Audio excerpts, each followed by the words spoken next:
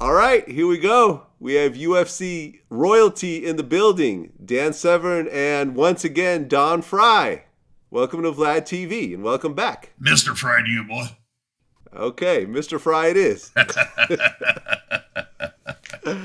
Well, Don, we did an interview last time, so I kind of want to, focus on Dan right now. Before we actually start, you guys have a So new I need to podcast shut coming up. out. Just shut up and sit there. Sit there, look No, pretty. not Okay. that, not that. Well, first of all, you guys have a podcast coming out. Yeah. Okay, tell me about it. It's Dan and Don's Toxic Masculinity.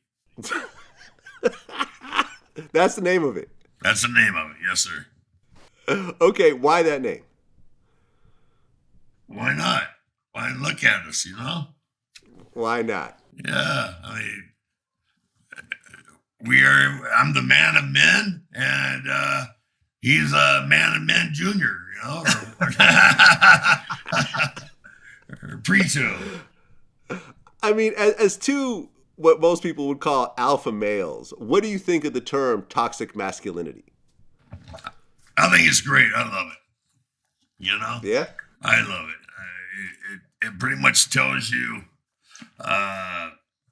where the state of society is. For people look at masculinity as something that's toxic and poisonous.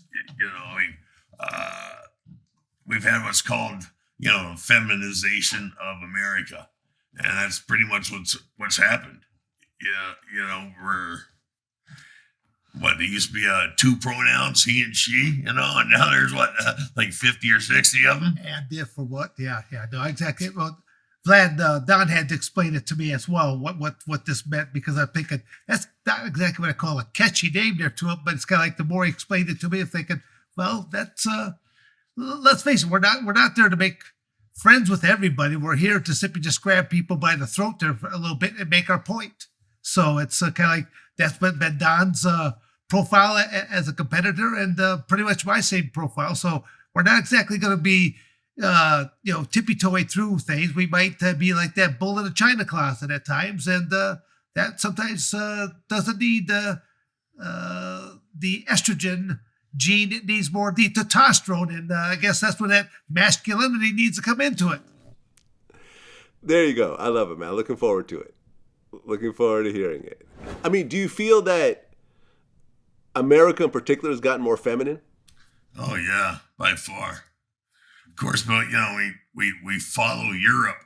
We're generally 30 years behind Europe on everything, and Europe's been there for maybe half a century, and we caught up, and it's a shame. It's a damn shame. I mean, you can see the government waited until the majority of the World War II vets all deceased, and then they made their move towards socialism, because they wouldn't have been able to do it with the World War II vets still are alive. And so now that they're gone, they're making their move because of that, and we lost a large percentage of the Korean war vets too. And so people, they haven't taught history, and that's a shame. So people, like they say, it's common sense. If you don't study history, you're bound to repeat it, and that's basically what we're doing. We're repeating what happened in Russia, back in the early 1900s. So we're 100 years behind Russia, but yet probably 50 years behind Europe.